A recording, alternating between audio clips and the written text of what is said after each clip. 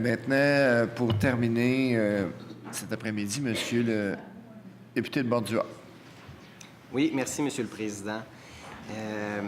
Monsieur le Président, depuis que la ministre est en poste au mois d'avril 2014, à la Cour suprême du Canada, il y a eu 2 remplacements de juges sur le territoire, en fait, de juges représentant le Québec. Donc, on sait que 3 juges de la Cour suprême du Québec doivent provenir du Québec.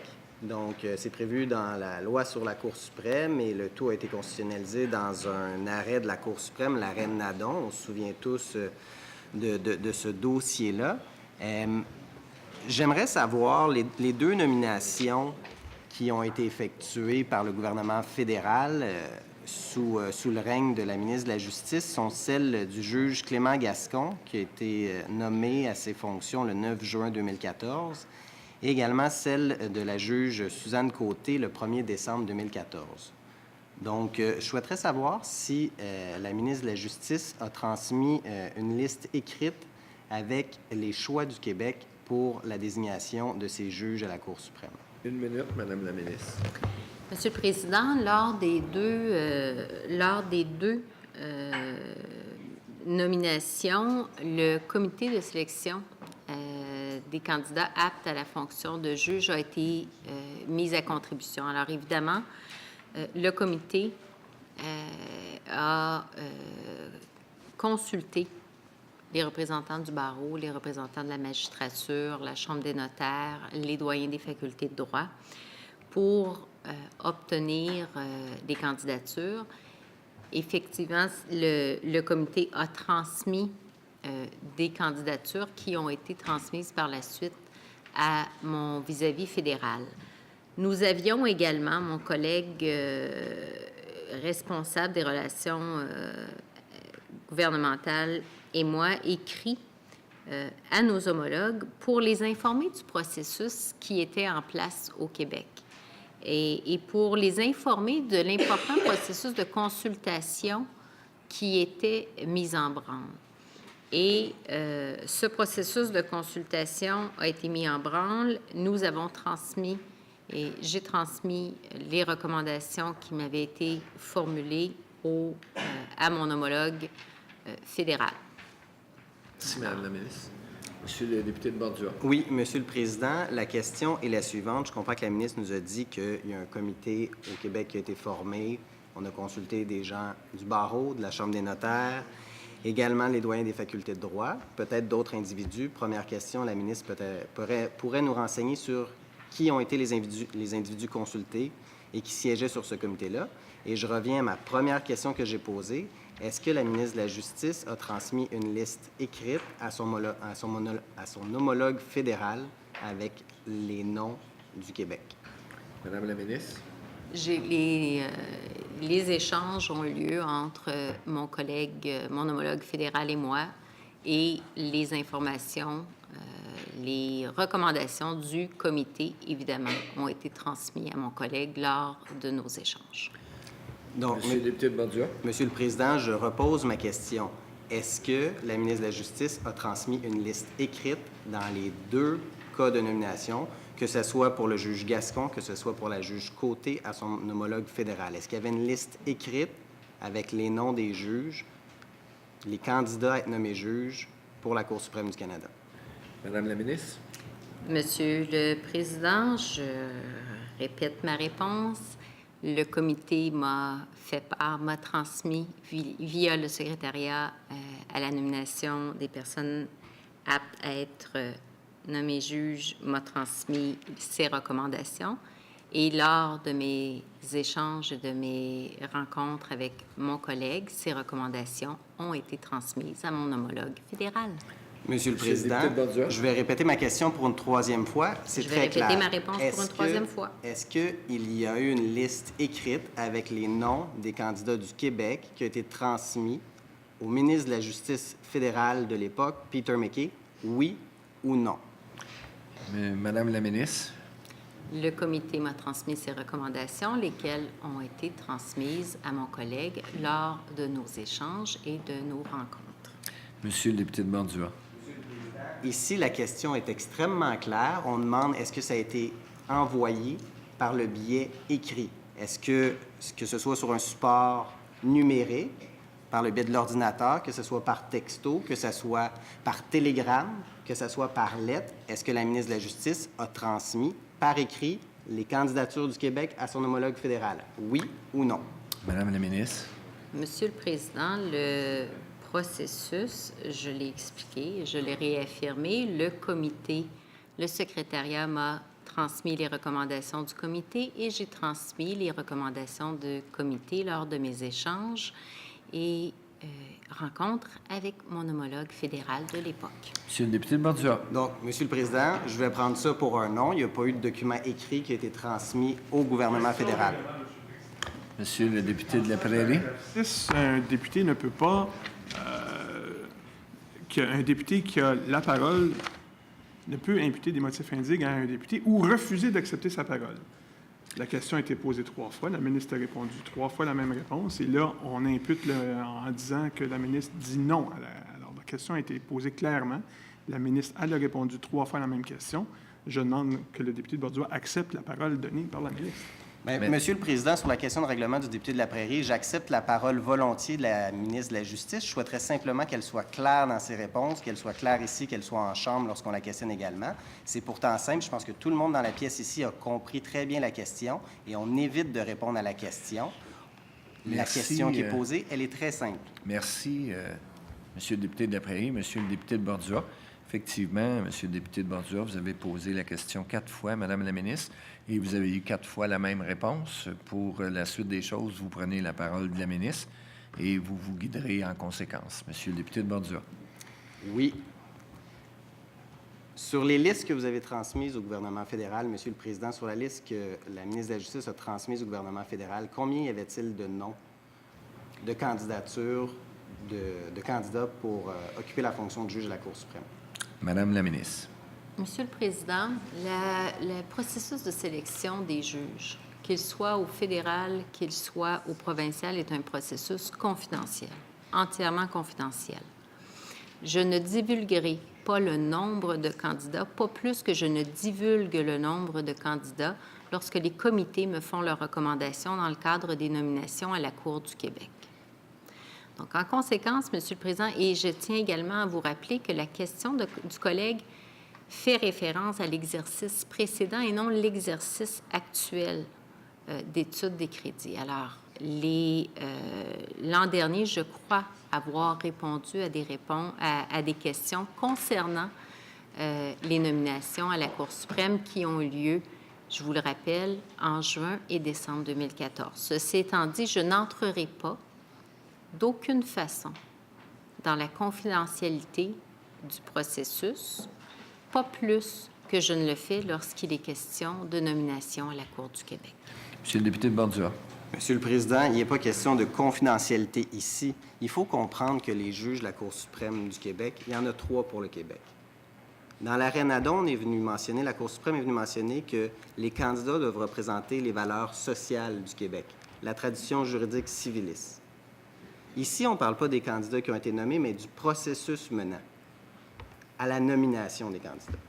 Historiquement, le gouvernement du Québec a toujours défendu sa prérogative, que ce soit dans l'accord de Victoria en 71, que ce soit dans l'accord du Lac-Meech en 87, que ce soit même dans Charlottetown. Dans les 3 cas, c'est un premier ministre libéral qui défendait les intérêts du Québec pour que la province du Québec puisse avoir son mot à dire, pour que les candidats qui étaient choisis par le Québec puissent être désignés comme juges à la Cour suprême du Canada. Donc, l'exercice qu'on fait aujourd'hui, Monsieur le Président, c'est vraiment de demander à la ministre, est-ce que, dans le cadre du processus, les candidats que vous avez transmis au ministre de la Justice, à l'origine, se retrouvaient-ils sur votre liste? Donc, je vais décliner ma question en 2 volets. Le premier volet, pour la nomination de la juge Suzanne Côté, le 1er décembre 2014. Est-ce que la candidature de la juge Côté se retrouvait sur la liste originale que vous avez transmise à votre homologue fédéral? Madame la ministre. Monsieur le Président, répondre à la question du collègue d'une façon ou d'une autre viendrait ouvrir une brèche dans la confidentialité du processus et j'ai aucune intention de briser d'une façon directement ou indirectement le processus de confidentialité de nomination. Chose certaine, Monsieur le Président, je peux assurer le collègue et vous assurer que le secrétariat a transmis une liste de recommandations et que l'ensemble des recommandations transmises par le secrétariat ont été transmises à mon homologue fédéral. Monsieur le député de Bordua.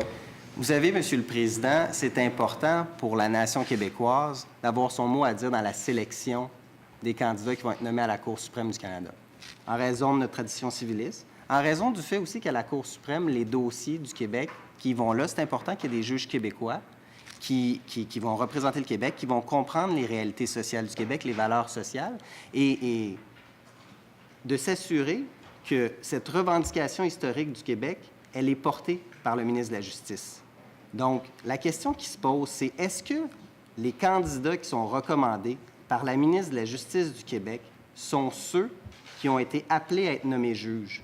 Est-ce que le choix du Québec à l'origine, est-ce que la ministre, lorsqu'elle transmet sa liste à son homologue fédéral, parce que c'est ce que le leader du gouvernement a fait, c'est ce qu'il nous a dit, hein? Le 25 février dernier, en réponse à une question, le leader du gouvernement nous a déposé une lettre à son homologue fédéral, en fait au ministre de la Justice fédérale, Peter MacKay, nous disant qu'on va vous communiquer une liste de candidats potentiels pour cette nomination. Donc, je vais reposer ma question. Est-ce qu'à l'origine, les candidatures de la juge Côté et du juge Gascon se trouvaient sur la liste du gouvernement du Québec qui a été transmise à son homologue fédéral? Oui, monsieur le député de La Fontaine. Si vous me le permettez, de façon tout à fait raisonnable et raisonnée, j'invite mon collègue à aller relire les articles 81 et 82 de notre règlement qui fait en sorte que l'on ne peut pas remettre en question la réponse que lui offre un ou une ministre et de deux, ne peut pas questionner lorsque des règles impératives en matière de justice ou des règles impératives en matière d'administration de l'État, cette réponse-là appartient à la ministre. Alors, il peut reposer la question, mais je ne pense pas que ça va faire changer la réponse de la ministre. Et elle est à bon droit, elle est responsable, elle a la responsabilité ministérielle de refuser de répondre en vertu de 81 et 82, puis ça se discute pas. Là. Bon, mais monsieur le député de La Fontaine, je vais laisser le député de Bordua continuer. Ce n'était pas une question de règlement. Monsieur le député de Bordua n'a jamais soulevé l'insatisfaction de la réponse. Il repose la question à Mme la ministre différemment et il doit prendre la réponse que Mme la ministre lui fait en rapport aux questions qu'il pose. Monsieur le député de Bordua. Bien, écoutez, j'ai posé ma question. J'attends la réponse de la ministre. Madame la ministre. Je suis heureuse d'entendre le collègue parler de l'importance de la tradition civiliste. J'avais peur un petit peu. Je dois vous dire, Monsieur le Président, que je vais offrir la même réponse à mon collègue. Répondre à la question du collègue ouvrirait une brèche dans la confidentialité d'un processus de nomination des juges.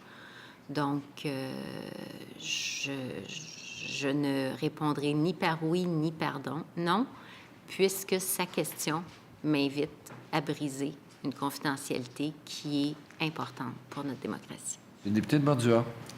Monsieur le Président, est-ce qu'il y a eu plusieurs échanges avec son homologue fédéral au moment de désigner les deux juges à la Cour suprême du Canada? Est-ce qu'il y a des candidatures qui ont été ajoutées, changées sur les listes transmises? C'est une question à deux volets, Madame la ministre. Est-ce qu'il y a eu plusieurs échanges avec mon homologue fédéral? Oui. Est-ce qu'il y a eu des modifications? Non. J'ai transmis les recommandations que le comité m'a formulées. Monsieur le député de Bordua. Donc, il n'y a eu aucune modification sur la liste suite à vos discussions avec votre homologue fédéral. Madame la ministre. Monsieur le Président, La question est très simple, Monsieur le Président. Bien là, laissez-moi finir de Non, répondre. Là. oui, Je ne comprends pas effectivement. l'agressivité. C'est drôle, hein? Il y a pas Il est d'agressivité. tellement agressif, notre collègue, cet après-midi. Un instant. Me prête des intentions. Non. Le fait de ne pas répondre aux questions des collègues parlementaires et d'éviter de répondre, ça, c'est une préoccupation qu'on a de ce côté-ci de la Chambre. Et on tente d'avoir des réponses. Manifestement, on ne les a pas. Donc, si la ministre trouve qu'on pose des questions avec intensité, c'est une question de perception. Bon, Monsieur le député de Bordua, ce n'est pas une question de règlement. La ministre ne vous prête pas d'intention. La ministre répond à vos questions. Et comme je vous ai expliqué tantôt, vous vous gouvernerez en fonction des réponses que la ministre vous fournit. Madame la ministre, qu'est-ce que vous voulez répondre à la question de Monsieur le député de Bordua? Monsieur le Président, je n'ai pas l'intention d'ouvrir de brèche dans la confidentialité du processus de nomination des juges. Pas plus devant la Cour suprême que devant la Cour du Québec, mais je tiens simplement à rassurer le collègue.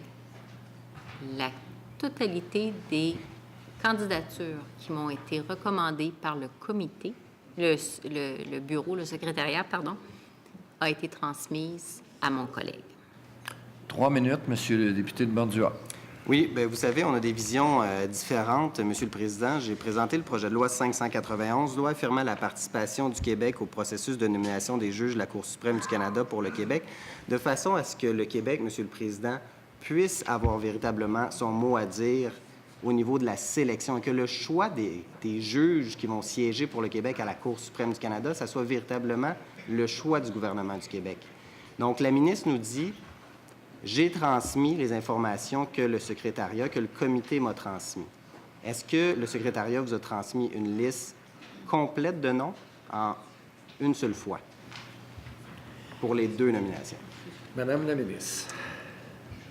Monsieur le Président, je vous dirais que les recommandations, comme dans le cas des recommandations pour la nomination des juges à la Cour du Québec, il y a des recommandations qui sont formulées, oui, une fois. Pour ce qui est du reste, j'entrerai pas dans le détail, Monsieur le Président, parce que c'est une brèche à la confidentialité d'un processus qui est important. Et ce que le collègue tente de faire, il revient sur des nominations qui ont été effectuées il y a près de 2 ans. Notre collègue, le leader parlementaire, a déposé en Chambre il y a quelques semaines une lettre conjointe que nous avons signée par laquelle nous indiquions à notre homologue fédéral le processus de sélection et le processus d'identification et de recommandation qui était mis de l'avant par le secrétariat. Processus complètement neutre de consultation. Merci, Madame la ministre. 1 minute 30, Monsieur le député de Bordua. Oui, Monsieur le Président, il ne s'agit pas de briser la confidentialité. Il s'agit véritablement de s'assurer que le gouvernement du Québec remplit ses responsabilités dans l'esprit de la défense des intérêts supérieurs de la nation québécoise. On se retrouve dans une situation où on a un projet de loi qui est déposé. On a un gouvernement qui dit « on est le gouvernement de la transparence ». On veut être transparent le plus possible. La ministre de la Justice pourrait répondre à certaines questions et elle refuse de le faire comme dans bien des cas. On invoque souvent le règlement, mais il y a une marge où elle peut répondre. Et on lui demande de répondre légitimement à nos questions. Parce que les Québécois ont le droit d'avoir des juges à la Cour suprême, ont le droit de connaître le processus et ont le droit de s'assurer que le processus de sélection, bien, ça va être les choix du Québec qui vont être effectués et ça va être eux qui vont être nommés par le gouvernement fédéral. Donc, on sent qu'il y a une certaine fermeture à développer une convention constitutionnelle, Monsieur le Président, avec le gouvernement fédéral. Et j'aimerais savoir pourquoi la ministre agit de cette façon. 20 secondes, Madame la ministre. J'essaie de comprendre l'intervention du collègue. Je dois assurer le collègue que les intérêts du Québec ont été défendus lors du processus de sélection. Pour ce qui est du projet de loi du collègue, avec respect, Monsieur le Président, il n'était pas sur la table au moment où, en 2014, le collègue a déposé son projet de loi il y a quelques mois. Et il a tout le loisir d'aller aussi s'entretenir des questions de dialogue constitutionnel avec notre collègue responsable des affaires intergouvernementales canadiennes. Merci, Madame la ministre.